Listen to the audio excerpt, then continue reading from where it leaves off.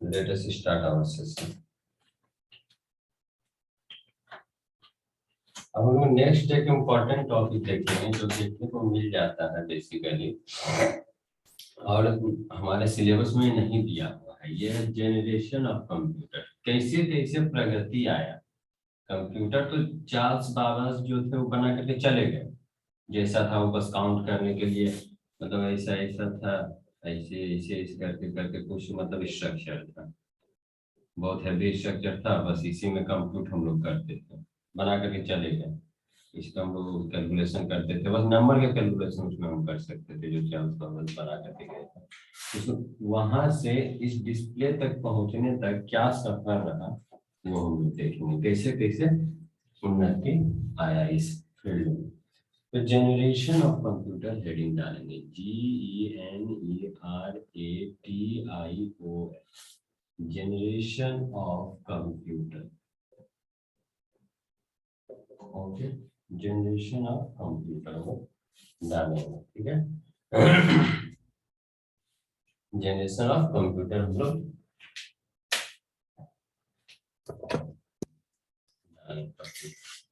Lining नहीं आ रहा है ना।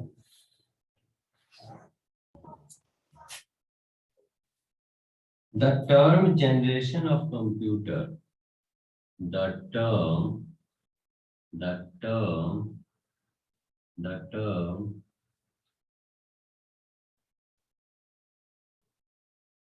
generation of computer, the term generation of computer is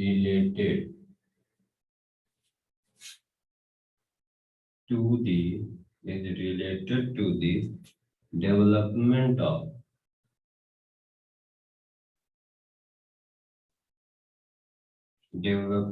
of hardware and software,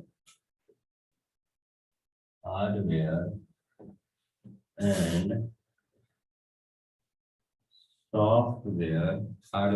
software after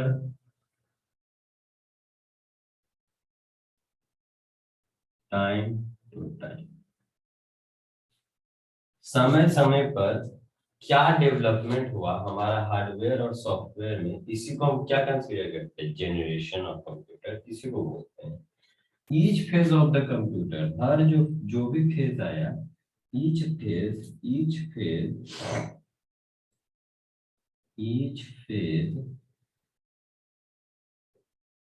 of the computer,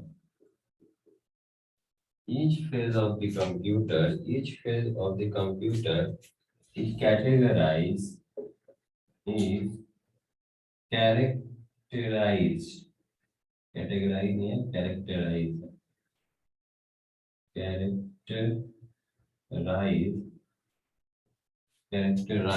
by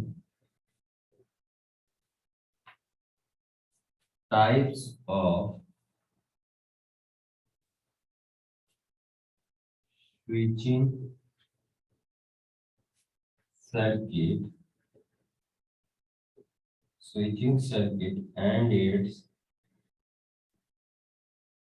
its utility।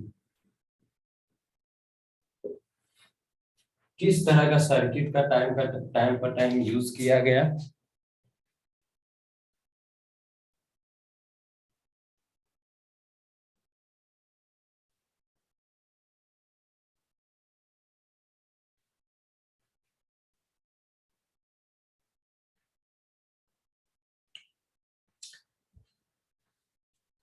Time to time किस circuit का क्या किया गया, यूज किया गया, और उसका क्या यूटिलिटी आया, क्या उससे यूज, क्या उससे फायदे हुए हमारे उस जनरेशन में, यूटिलिटी। ठीक है सर, यही पढ़ाए क्या? हाँ ये कहाँ थे जी अभी तक आप लोग? सर मेरा नहीं आए थे? कनेक्ट नहीं हो रहा था सर। कनेक्ट नहीं हो रहा था। हाँ। देखो क्या बात है हम लोग करें, generation of computer. Generation of computer कहने का मतलब है कि समय समय पर क्या बदलाव आया हमारा कंप्यूटर के फील्ड में। तो first point and second point ये लिख लो। सेकंड पॉइंट जो भी बोला, So the various generation of computer are as follows. The various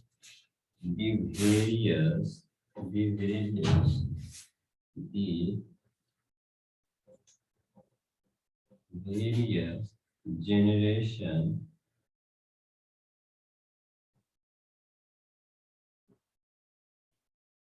of computer,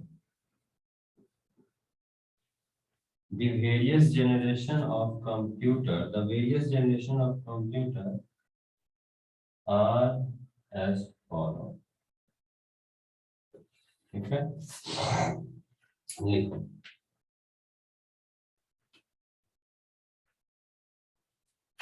पहला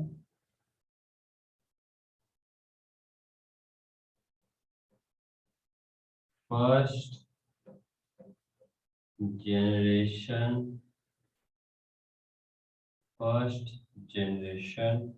ठीक है, is from 1940 to 1956। इसका ड्यूरेशन कब से कब तक रहा? 1940 से। इस आदमी क्या कर दिया, इसके बारे में स्टार्ट कर दिया सोचना, हाँ ऐसे हो सकता है, पॉसिबिलिटी है कि हम खुद मैनुअली के अलावे मशीनरी के द्वारा भी ये काम को कर सकते हैं। यहाँ से सोचना स्टार्ट कर दिया और यहाँ तक इसका चल। It was developed by the it was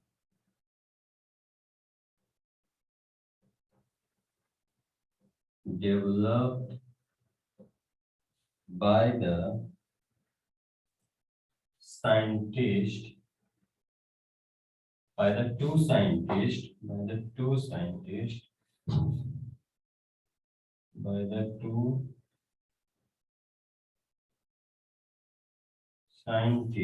जिनका नाम क्या था? मॉकली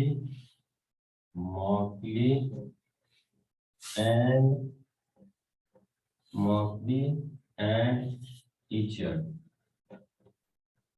CHERT। इन लोगों का ज्यादा योगदान था। सिर्फ हम बोलेंगे यही दोनों मिलकर के बनाए तो ये नहीं होगा, इन लोगों का सबसे ज्यादा योगदान इस जनरेशन में था। ठीक है, इस जनरेशन में इन दोनों का सबसे ज्यादा योगदान था।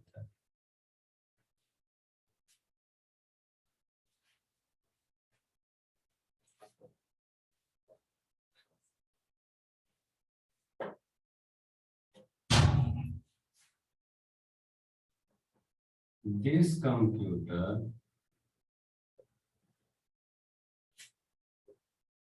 is based on the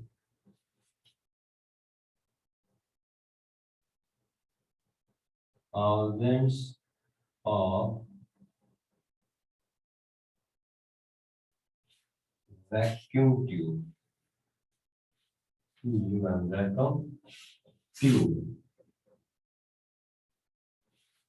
vacuum tube पर ये क्या था? आधारित था। वैक्यूम ट्यूब पर आधारित है, इसमें बहुत सारे वैक्यूम ट्यूब का यूज किया गया था। ठीक है, वैक्यूम ट्यूब का फिगर ऐसे था, देखो इस तरह का, ऐसे करके यहाँ एक फिलामेंट था, इस तरह का क्या था? फिलामेंट था ऐसे करके। ठीक है, और यही क्या करता था? सिग्नल, इलेक्ट्रिसिटी को यहाँ से वहां तक जाने में, वहां से कहाँ पर कितना इलेक्ट्रिसिटी को जाना है, कहाँ कौन सा सिग्नल को जाना है, यही कंट्रोल कर रहा था उसमें। इस तरह से उसको डिजाइन किया गया था, अरेंज किया गया था। ठीक है, इसके बनाने की जरूरत नहीं है। ये चलता था, जैसे हम लोग का 100 वाट का बल्ब होता है ना, देखे हो ना 100 वाट का जो बल्ब होता है लाल वाला, यस सर, यस कैसे सर। जलता है, उसी तरह से जलता था। सोचो जिस रूम में इसको रखा जाता होगा, एक ठो बल्ब जलता है तो कितना गर्मी पैदा करता है, देखते हो थोड़ा गर्म रहता है ना।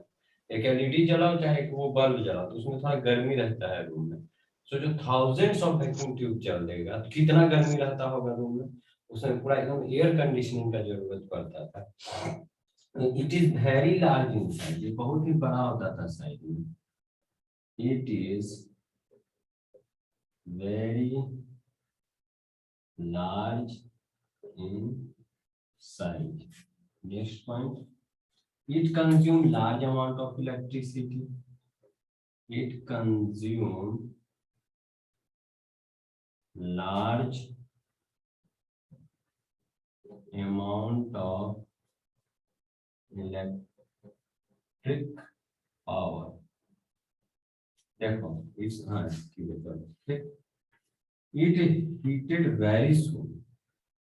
It heated very soon. बहुत ही जल्द ये क्या होते थे, गर्म हो जाते थे. Due to the thousands of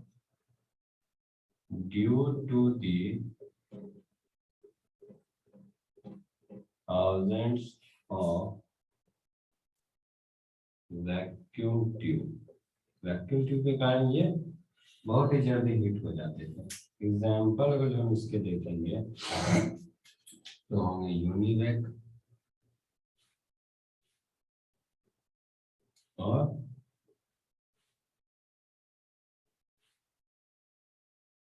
ENIAC. ये तुम्हारे नाम है कंप्यूटर. देखो इसमें ये सब तो समझ में ही गया होगा. इसमें याद करने के लायक क्या है हम लोग के लिए? पहला इसका स्पी याद कर लेना, अंडरलाइन करो ब्लैक पेन से. और दूसरा ये याद कर लेना कि किस चीज पे आधारित था. बस for competition purpose multiple choice question यही तो वो चीज पर जाएगा कि फर्स्ट जनरेशन का समय कब से कब तक रहा, तो यहाँ से यहाँ तक रहा. क्या इस बीच में कोई स्पीड दिया हुआ रहेगा? 4 का ऑप्शन रहेगा, इसी बीच में जैसे 1946 दे देगा, एक तो 1966 दे देगा, 1998 दे देगा, एगो 2003 दे देगा. तुम किसको मारेगा? इन दोनों के बीच के स्पीड को मार देना. समझा? Yes, sir. क्योंकि इस बीच के बारे में रिलेट कर रहा है तो इसी तरह घुमा के क्वेश्चन देगा. ठीक है, तो इस चीज को याद कर लो और एक तो उस चीज को याद कर लो. ये नहीं ही पूछता है लेकिन इसको भी याद कर सकते हो तो कर लेना, कौन किया था तो ज्यादा बेहतर रहेगा. ठीक है, ये 3 टॉपिक इसमें पक्का याद कर देना. चलो ग्राफ कर दें. Yes, sir.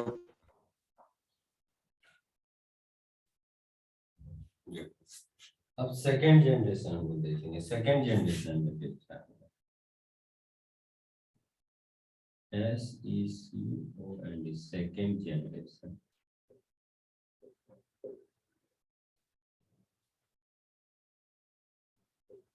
इसका रहा 1956 से 1963. मेरा आवाज तुम लोगों को जाने में कोई प्रॉब्लम नहीं ना होता है? बीच में No, sir. रुकावट चाहे कहीं धीरे हो गया कहीं तेज हो गया, ऐसा नहीं होता है? होगा तो बोलना. ठीक है, this computer is based on, ये किस चीज पे बेस्ड है? This computer is based on, this computer is based on transistor, TRANSISTOR, transistor पे बेस्ड है ये कंप्यूटर. ठीक है, ये कंप्यूटर किस चीज पे बेस्ड है? कंप्यूटर पे, सॉरी ट्रांजिस्टर पर. Each transistor, each transistor, each transistor having the power of 1000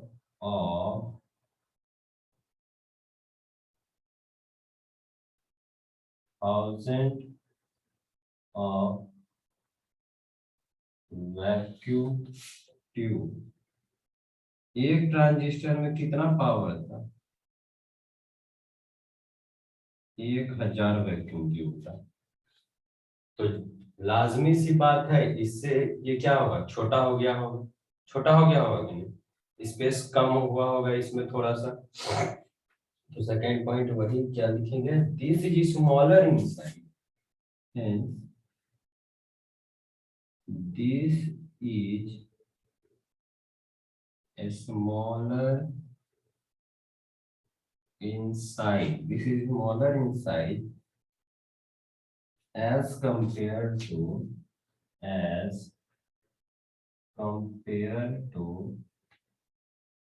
first generation. ठीक, फर्स्ट जनरेशन की तुलना में ये छोटे साइज के थे। दे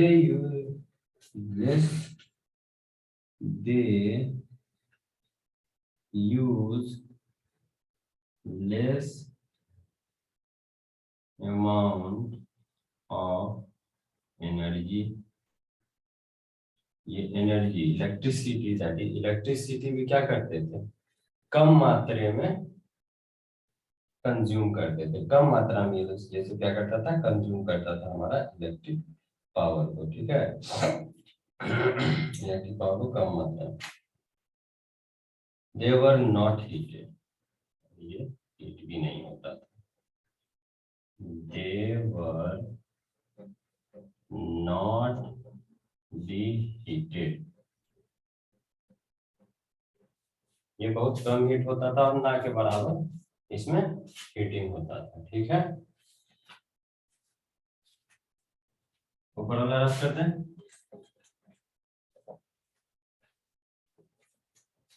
देखो इसका एग्जाम्पल क्या लिख लेना, फॉर एग्जाम्पल IBM 70, IBM बहुत पुराना कंपनी है कंप्यूटर बनाने वाला, 7094 सीरीज, SERIES। इसके जितने भी सीरीज हैं वो सभी ट्रांजिस्टर बेस्ड थे। कोबोल, फोर्ट्रन और TRAN, फोर्ट्रन, ये सब क्या है, इसके एग्जाम्पल्स हैं, ये सब नाम है। जैसे आज के कंप्यूटर का क्या नाम होता है, लैपटॉप, डेस्कटॉप, पाल्म टॉप होता है ना, इस तरह ये सब नाम है। अब देखो थर्ड जनरेशन और तीसरा नंबर। थर्ड जनरेशन में क्या है, थर्ड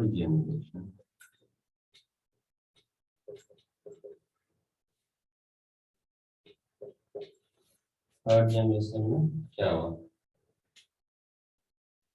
अच्छा, सेकंड जनरेशन में एक और पॉइंट लिख लेना। ठीक है, एक और इम्पोर्टेंट पॉइंट यहाँ पे लिख लेना कि दे आर द फर्स्ट। ठीक है, they are the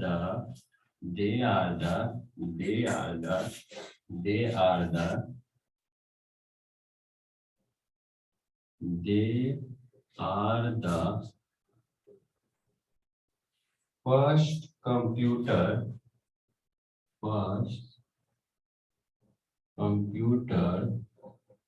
which they are the first computer which store the instruction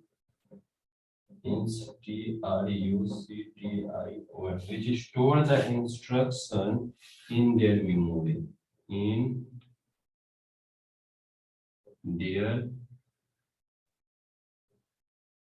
यही वो पहला जनरेशन का कंप्यूटर, यही वो मतलब फर्स्ट कंप्यूटर था इन अभी तक जितने भी कंप्यूटर का बात की, जो कि क्या इनेबल क्या था, क्या करने में, इंस्ट्रक्शन जो कि हम लोगों को प्रोवाइड करते हैं काम करने के लिए, प्रोसेस करने के लिए, उसको अपने मेमोरी में स्टोर करने के लिए। आजकल हम लोग देखते हैं कि हम 1 GB चाहे 1 TB का ले लेते हैं, 1 TB का 1 टेराबाइट का हम लोग का रहता है हार्ड डिस्क। तभी पता है KB में चल रहा था बस बात, 1 KB 2 KB इस तरह का रैम होता था, वो भी बहुत बड़ा सा रैम होता था, इतना बड़ा रैम। मतलब अगर जो मानो कंप्यूटर की तुलना में मानो इतना बड़ा कंप्यूटर है तो उसका इतना बड़ा बक्सा में रैम रहता है, समझे। इतना बड़ा कंप्यूटर है तो इतना बड़ा बक्सा में रैम रहता था खाली उसका, वो भी 1 KB से 3 KB तक का, सोचो। आज तो छोटा सा चिप होता है, वो भी 1 टेराबाइट 1 गीगाबाइट, समझे। तो ये था हम लोग सेकेंड जनरेशन में। अब आते हैं, देखो नीचे वाला लिख लिए पूरा, बोलो। Yes, sir. Yes, sir. ऊपर वाला लिखिए Yes, पूरा। sir. ऊपर वाला। Yes, sir. चलो थोड़ा रब करते हैं, ठीक है।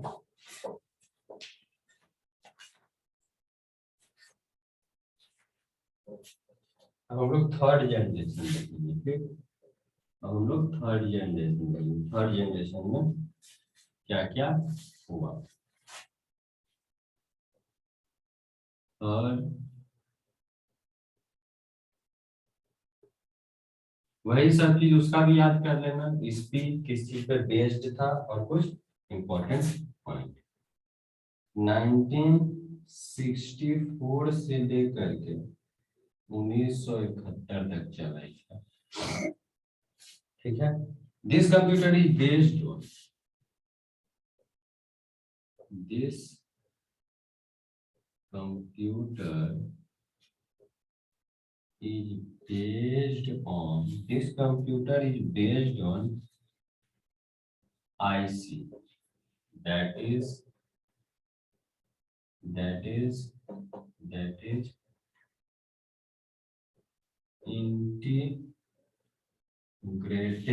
integrated circuit।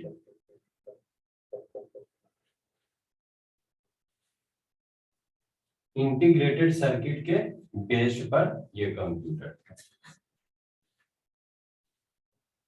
IC has the power of millions of transistor।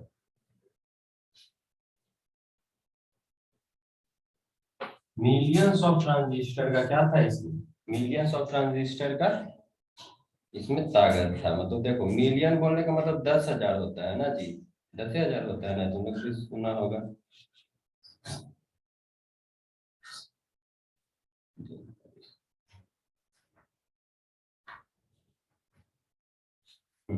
Millions बोलने का मतलब क्या होता है? 10,000। 10,000 10 to ट्रांजिस्टर the का power 6। 10 to the power 6 ना, 10 to the power 6 तो हो गया 1 2 3 4 5 6, 1 2 तो 10 to the power 9 होता है शायद। वो तो बिलियन नहीं, वो बिलियन बिलियन होता है, वो बिलियन। इनका पता 10,000 शायद होता है, लगता है मिलियन के मतलब। अच्छा छोड़ो, जो भी होता है, 1 मिलियन देख लेना। मिलियन की क्या होता है? मिलियन के बराबर होता है, समझे। 1 मिलियन ट्रांजिस्टर का पावर था तुम्हारा एक आईसी सर्किट में, इंटीग्रेटेड सर्किट में, एक इंटीग्रेटेड सर्किट में। और एक ट्रांजिस्टर में कितना वैक्यूम ट्यूब का पावर था? 1000 पावर था। तो इसमें कितना वैक्यूम ट्यूब का पावर हो गया? बहुत ज्यादा मल्टीपल हो गया, उससे बहुत ज्यादा ताकतवर हो गया फर्स्ट जनरेशन से। नेक्स्ट पॉइंट देखो क्या हो गया। जैक केविल नाम के एक साइंटिस्ट थे, JACK, Jack Kevil, sorry Kilby, Jack Kilby, ठीक है। यही सबसे पहले बनाए थे इंटेल के लिए। Jack Kilby was the scientist, SCIEN scientist who put forward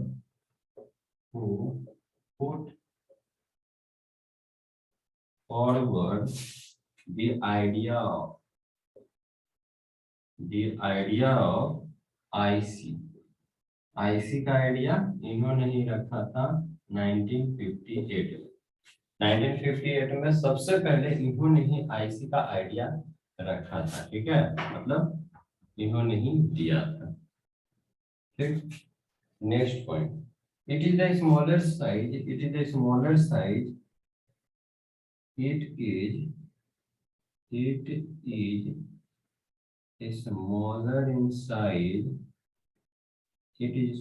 in size, and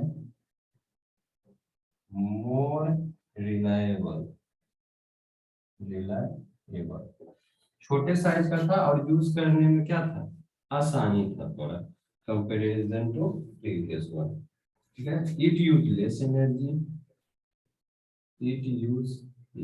energy, बहुत ही कम एनर्जी देता था। ENERGY, it use less energy ठीक है। इट हैज गुड स्टोरेज, और इसका स्टोरेज भी बहुत अच्छा था। It has good storage, STO, अच्छा खासा इसका स्टोरेज था। And use of mouse and keyboard यहां से स्टार्ट हो गया था। Use of mouse and keyboard, use of mouse and keyboard for input। Example देखेंगे इसका। एग्जाम्पल है IBM 370, IBM 370 70, ठीक है। एग्जाम्पल, ठीक है। थर्ड जनरेशन में तुम क्या करती हो, इसको याद रख लेगा। इंटीग्रेटेड सर्किट क्या है, इस साइंटिस्ट का नाम याद रख लेना, ठीक है। और इसका एग्जाम्पल याद रख लेना, और ये पॉइंट पक्का याद रख लेना, ठीक। और उसमें मेमोरी वाला पॉइंट याद कर लेना, प्रीवियस वाला, कि हाँ यही इसमें पूछेगा कि जो नया काम और क्या हुआ था। आईसी सर्किट तो पॉपुलर है, हाँ आईसी सर्किट यूज किया गया था आईसी, लेकिन और एक नया क्या था, यहाँ वहां क्या था, मेमोरी। तुम्हारा यहाँ पर क्या था, यहाँ क्या था, माउस और कीबोर्ड स्टार्ट हो गया था यूज करना, और प्रीवियस वाले में क्या था, पहला था जो हम लोग क्या कर सकते थे, मेमोरी में इंस्ट्रक्शन को रख सकते थे, ठीक। जनरेशन रफ कर दें, बोलिए। Yes sir.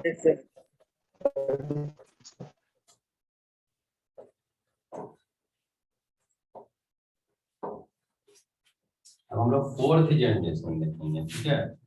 फोर्थ जनरेशन, ठीक। फोर्थ जनरेशन में देखो क्या आया, FOURTH generation, fourth generation,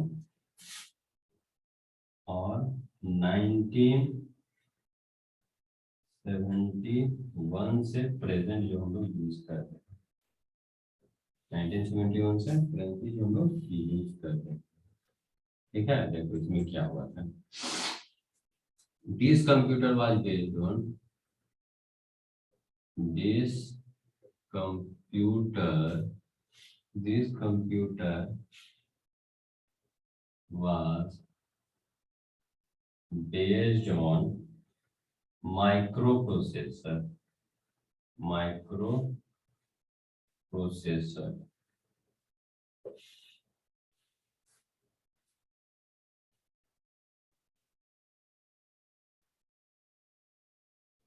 each microprocessor, देखो ये किस चीज पे बेस्ड था, माइक्रो प्रोसेसर पे बेस्ड था। ईच माइक्रो प्रोसेसर, PROCESSOR, देखो माइक्रो प्रोसेसर, इसको अगर जो तुम लोग हिंदी में करता होगा संधि विच्छेद, माइक्रो और प्रोसेसर, इसमें क्या था, प्रोसेसर तो सब में है ही, उसमें ट्रांजिस्टर था, उससे पहले वैक्यूम ट्यूब था, है कि नहीं। ये तो ये क्या है, माइक्रो में घुस गया, ये क्या लिखा, माइक्रो घुस गया, प्रोसेसर का है लेकिन माइक्रो है। माइक्रो बोलने का मतलब छोटा है, एकदम छोटा हम लोग बात करने लगेंगे। माइक्रो मतलब जिसको नॉर्मली हम लोग नहीं मेजर कर सकते हैं, उसको कंप्यूटर वगैरह से ही हम लोग मेजर कर सकते हैं। माइक्रो, अब तो नैनो आ गया है, अब तो नैनो टेक्नोलॉजी आ गया, नैनो टेक्नोलॉजी सुने नहीं, नैनो टेक्नोलॉजी अब आ गया, नैनो पार्टिकल्स पे काम होगा। तो इस समय माइक्रो पे पहुंचे थे हम लोग, कहाँ पहुंचे थे, माइक्रो पे।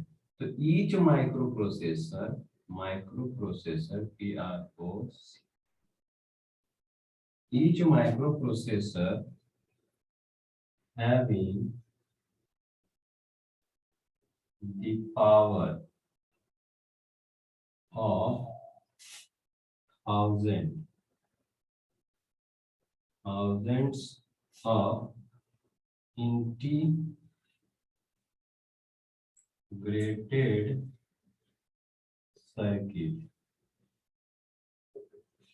circuit were B-U-I-L-T, built onto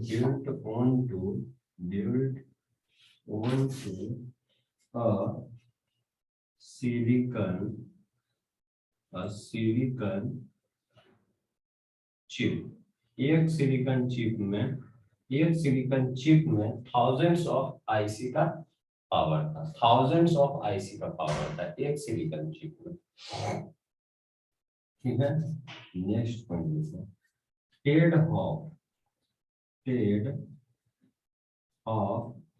क्या थे scientist, Ted half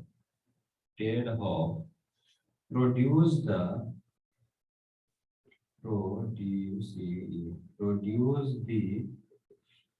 first microprocessor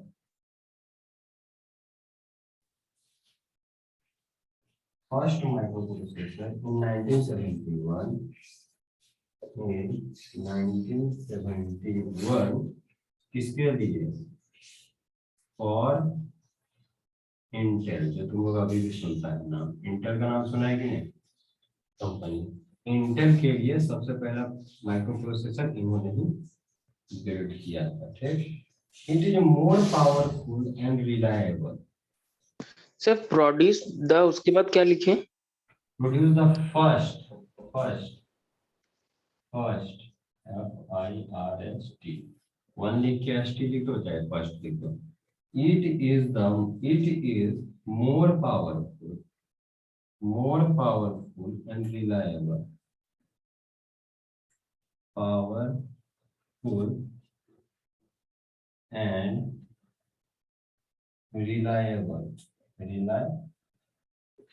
ठीक है, ज्यादा पावरफुल थे और रिलायबल थे।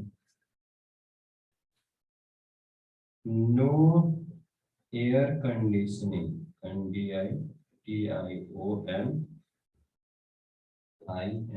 No air conditioning required,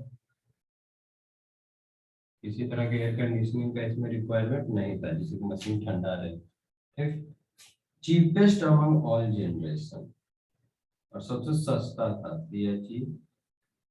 cheapest among all generation, और सभी जनरेशन में ये क्या था, चीपेस्ट बोलने का मतलब सस्ता था, और है जो भी हम लोग यूज कर रहे हैं वो फोर्थ जनरेशन में ही आएगा। ठीक है, जो अभी फिलहाल हम लोग यूज कर रहे हैं लैपटॉप डेस्कटॉप जो भी है ये सब इसी में आएगा। ठीक, एग्जाम्पल में लिख सकते हो,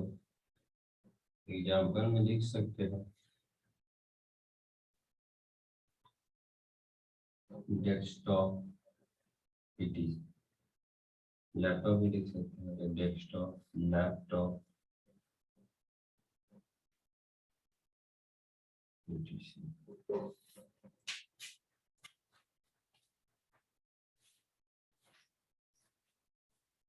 रफ करते हैं। Yes sir.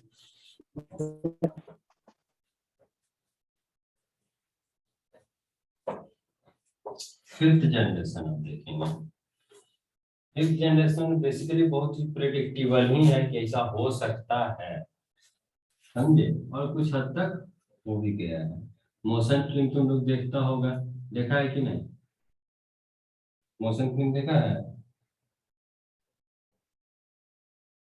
हम भी नहीं देखा है, जिसमें कंप्यूटर से ही मशीन सब एकदम बड़ा बड़ा बनता है, उसी से फाइटिंग होता है, सब कुछ एकदम मशीन बेस्ड होता है, आदमी का कोई उसमें पार्टिसिपेशन नहीं रहता है। तो यही देखो, दिस जनरेशन 1982 से सोचा गया था, अभी चल ही रहा है इसके बारे में। ठीक है, this generation of computer is,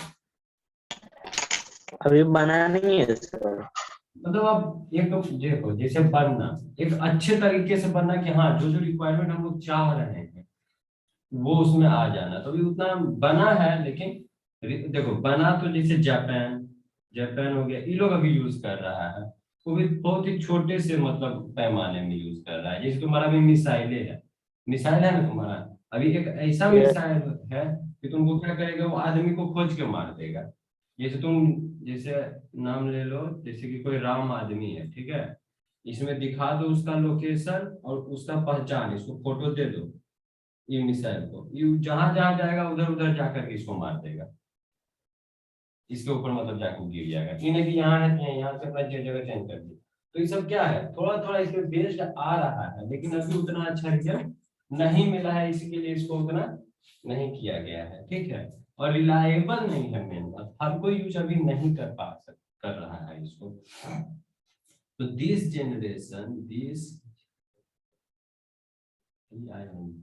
generation of computer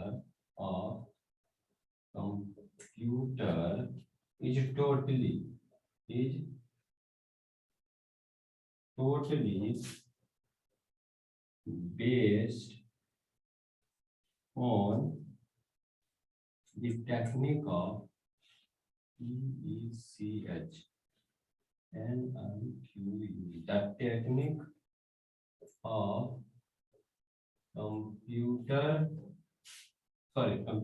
technique of artificial intelligence, artificial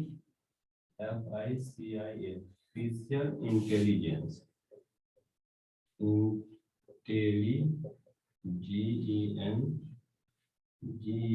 artificial intelligence पे टोटल ये आधारित है, ठीक है। एआई जिसको बोलते हैं, इसको बोलने का मतलब जैसे तुम लोग छोटा एग्जाम्पल इसका भी देख सकता है, जैसे कोई मॉल गया होगा तुम लोग, तो उसका दरवाजा खुद से सेंसर की मदद से खुल जाता है, देखते हो। तो आर्टिफिशियल इंटेलिजेंस नहीं देखा है, ये सब देखिएगा। रांची में न्यूक्लियस मॉल है, उसमें तुम जाओगे ना, आया है मतलब नया खुला है, उसमें जाओगे तो उसका दरवाजा जो है आपको एकदम ग्लास का है, जैसे ही तुमको देखेगा स्लाइड हो जाएगा, ऐसे करके दरवाजा है, जैसे ही तुमको देखेगा तुम गेट पास आओगे बस ये दोनों इधर और उधर स्लाइड हो जाएगा। तो इसको कोई बोला क्या, नहीं बोला, कोई इसको कंट्रोल करने के लिए भी नहीं बैठा है, ये बस तुमको देखा कि हाँ आदमी आया तुरंत स्लाइड हो गया। तो ये किस पे काम कर रहा है, आर्टिफिशियल इंटेलिजेंस पे काम कर रहा है। एक आदमी का अपना इंटेलिजेंस होता है, अपना इंटेलिजेंस होता है कि हाँ ये काम करना है, नहीं करना, नेचुरल इंटेलिजेंस बोलते हैं। ये आर्टिफिशियली इंटेलिजेंस बिल्ड किया गया मशीन में, देख करके समझ जाएगा। और ये चीज प्रिडिक्ट किया गया है, देखो इट इज प्रिडिक्टेड, इसको प्रिडिक्ट किया गया है, it is predicted, predicted that, ये चीज कहा गया है कि कंप्यूटर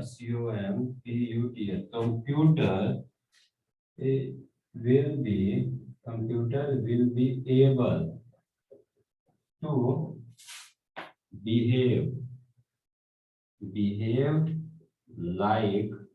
behave like human, आदमी के जैसा ही ये भी बिहेव करने लगेगा, human by early 21st century, TUAL 21वीं सदी। ये अभी क्या चल रहा है, 21वीं सदी चल रहा है ना, 2020, हाँ 21 आएगा लास्ट में क्या आएगा 2020, देखो 2000 ही चल रहा है, अभी चल रहा है कि नहीं। तो 20वीं सदी खत्म हो गया, अब 21वीं सदी चल रहा है। तो 21 ये जब ईयर आएगा ना, जब ये ईयर आएगा तब 21वीं सदी खत्म होगा। तो 21वीं सदी को खत्म होने से पहले कंप्यूटर इतना एडवांस हो जाएगा, इसके इतना रिसर्च हो जाएगा कि एक नॉर्मल आदमी के जैसा बिहेव करने लगेगा। आजकल के जमाने में इसका एग्जाम्पल एक तो हम देख सकते हैं, क्या होता है बताओ, आदमी के जैसा क्या रहता है बताओ, देखा होगा तुम लोग, रोबोटिक्स इसका बेस्ट एग्जाम्पल। अभी कोई ना रोबोट बनाता है, अभी कौन है ये, क्या नाम है जिसका, मुकेश अंबानी, उसी के पास ना एक रोबोट है जो कि एक आदमी की तरह मतलब थोड़ा सा ट्रीट करता है। नेट में सर्च करना, उसके पास पत्नी जो है ना नीता अंबानी ने, उसकी जो बेटी है नीता अंबानी, उनकी जो पत्नी है वो भी ये रोबोट रखी हुई है घर में काम करने के लिए, घर का काम करने के लिए, क्या अपना काम वगैरह करवाने के लिए, समझे। तो 5th जनरेशन जब होगा तब देखा जाएगा, है कि नहीं। फिलहाल यही सब बातें हैं 5th जनरेशन के बारे में, ठीक है। तो लिखो इतना। लिख लिए? Yes sir. एक और कहाँ चला गया? फिर कहाँ चले गए? हम नया चैप्टर स्टार्ट करेंगे और कहाँ गया? तो कुछ पता नहीं कब डिलीट हो जाएगा कब रहेगा। बाद में जब जुड़ गए तो जुड़ गया। चैप्टर 2 हम लोग देखेंगे, ठीक है। चैप्टर 2 इंट्रोडक्शन,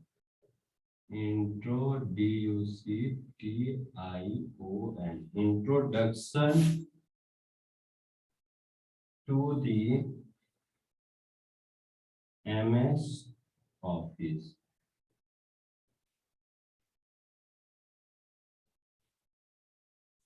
लिखो चैप्टर का नाम।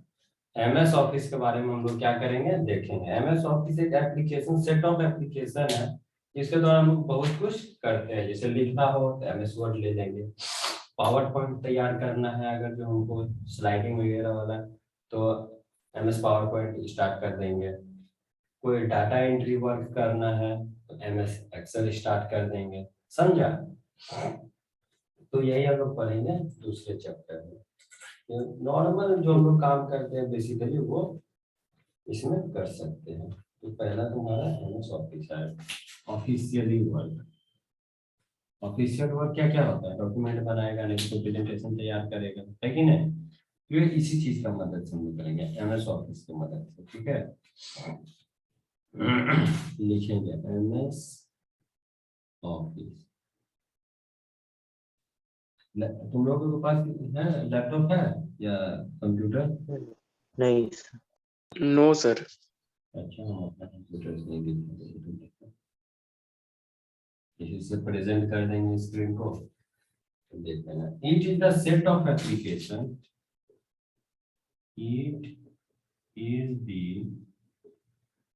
Set of application, it is the state of application of the computer, it is the set of application of the computer which helps the user, which helps the user, जो कि user को किस चीज में help करेगा बताओ? for doing different work, for doing different work like writing,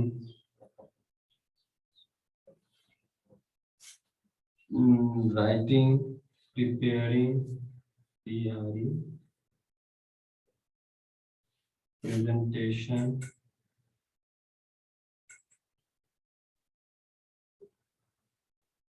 slide show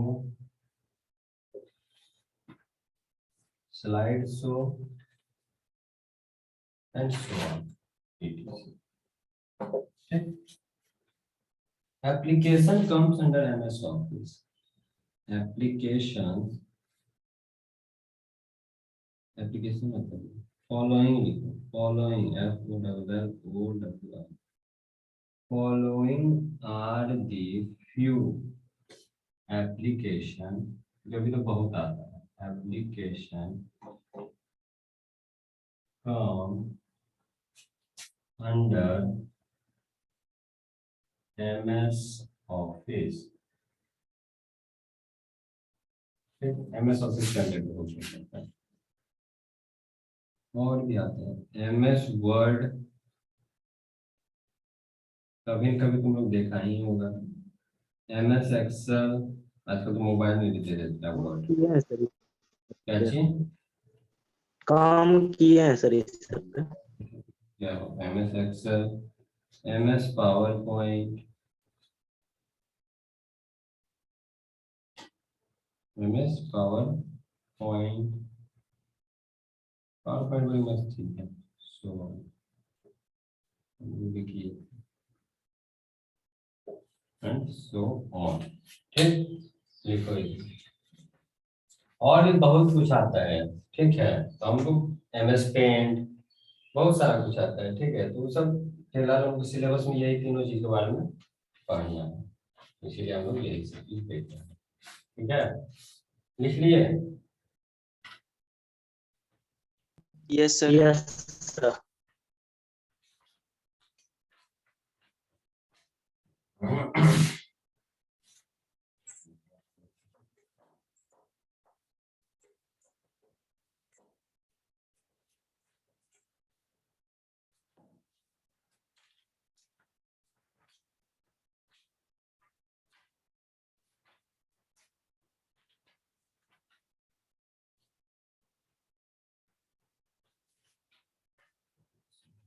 MS Word, heading the MS Word.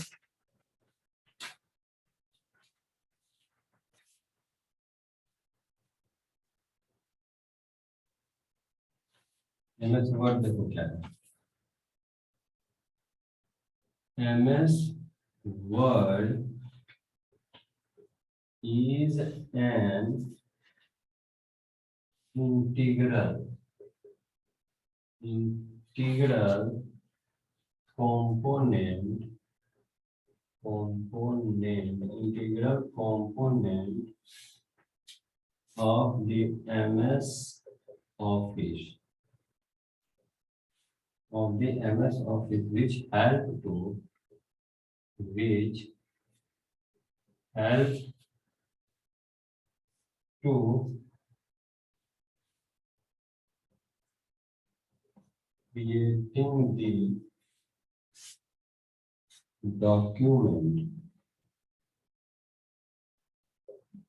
creating the document by using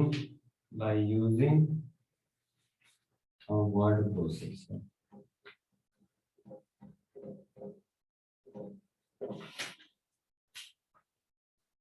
ये MS office के इंटीग्रल कंपोनेंट है, मतलब MS ऑफिस के अंदर ही ये क्या आता है कंपोनेंट MS वर्ड, जो किस चीज में मदद करता है, डॉक्यूमेंट क्रिएट करने में मदद करता है with help of word processor की मदद से, ठीक। इसमें क्या होता है, it is the manipulation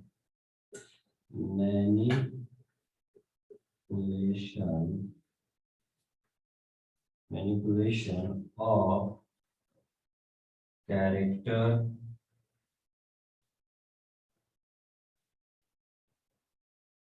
word, text, number, sentence and paragraph in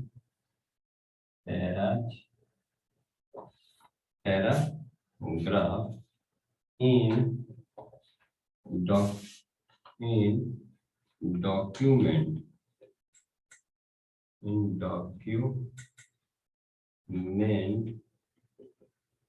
to make error free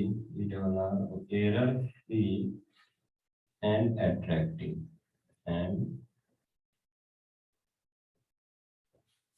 देखिए इसमें क्या है, ये इसमें मैनिपुलेशन का मतलब हेरा फेरी करना, मतलब हेर फेर करना, ठीक है। एक चालाकी भी होता है, लेकिन इसके संदर्भ में क्या होगा, हेर फेर करना, किसका, कैरेक्टर का, टेक्स्ट का, नंबर का, सेंटेंस का, पैराग्राफ का, क्या करते हैं मतलब हेर फेर करते हैं, पोजीशन चेंज करते हैं, किसी को मतलब अलग स्टाइल में लिखते हैं, किस में, डॉक्यूमेंट में, जो भी तुम्हारा डॉक्यूमेंट तुम बना, जिस तुम रिज्यूम ही बना रहे हो, जैसे तुम रिज्यूम ही बना रहे हो, तो उसमें क्या करते हैं, हेर फेर करते हैं।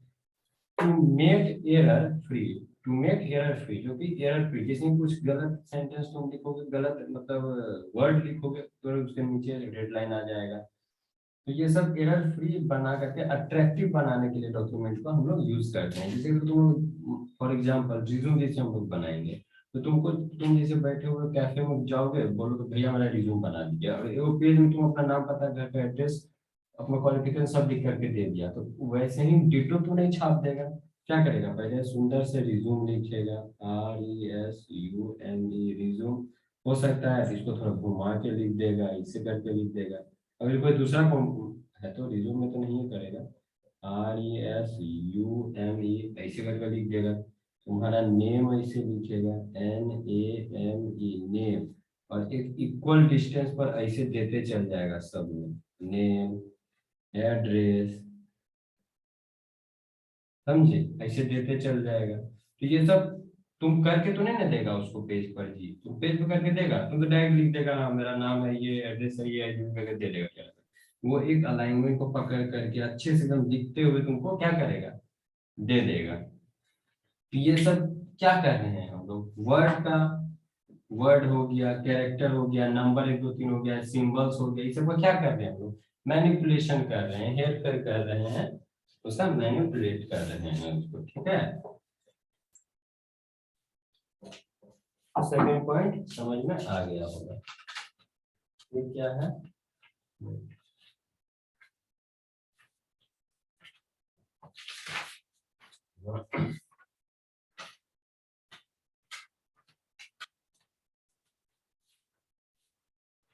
अब लिखो, हेडिंग डालो, starting of MS word screen. MS word screen कैसे स्टार्ट करेंगे, ठीक है। Starting of STARTING, starting of MS word screen, ठीक। MS वर्ड स्क्रीन को कैसे हम लोग स्टार्ट करेंगे। Following are the steps to start the MS Word screen. Following FOLLOWIN. Following are the steps. Following are the steps. Following are the steps to start. To START. Start MS Word screen, SCREEN। पहले क्या करेंगे, click on window logo, click on window logo और on start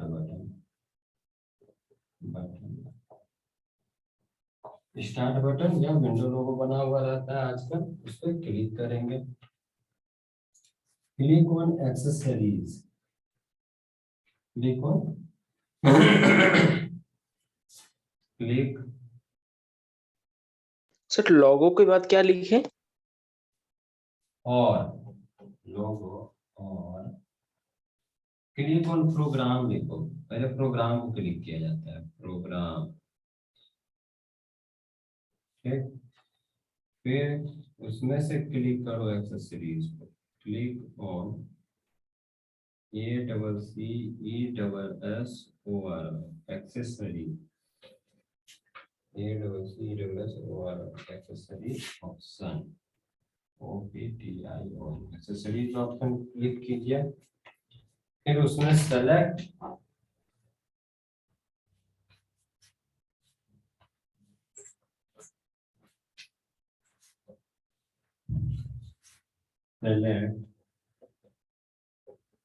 MS office. फिर क्या select करना है, select MS word, select MS office, bracket में लिख लेना, ड्रॉप डाउन विल अपीयर। यही करोगे तो ड्रॉप डाउन अपीयर हो जाएगा, ड्रॉप डाउन विल अपीयर। उसमें से क्या तुमको सेलेक्ट कर लेना है, MS वर्ड, ठीक है, MS word. The screen will be appear on the display, the SCR screen will be appear on display।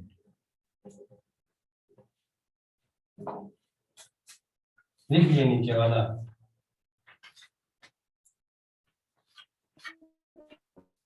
yes, sir.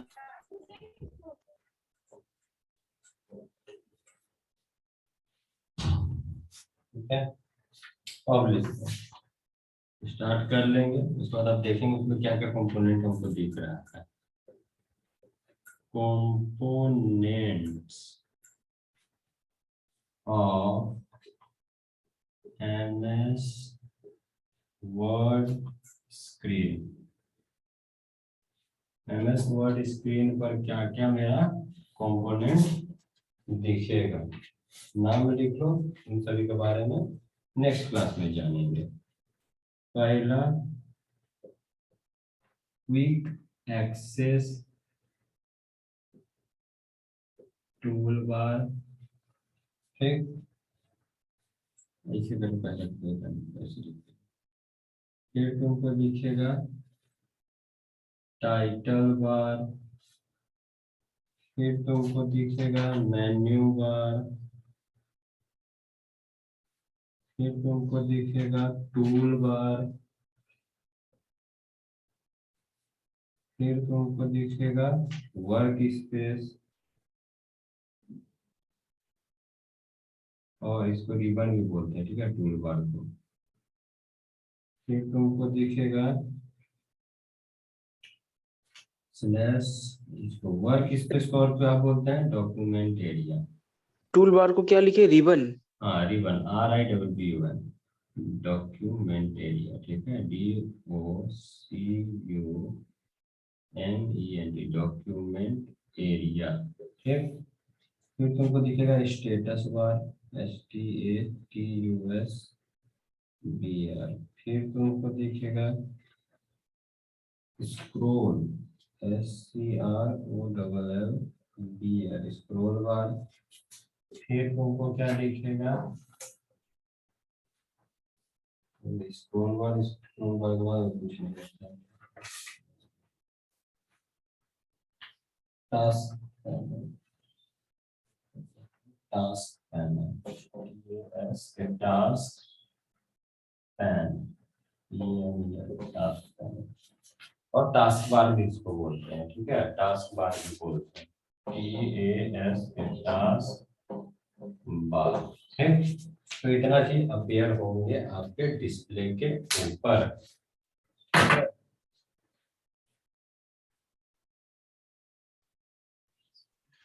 Sir वो क्या लिखे, टास्क पैनल? TAS के टास्क, पैनल और टास्क बार।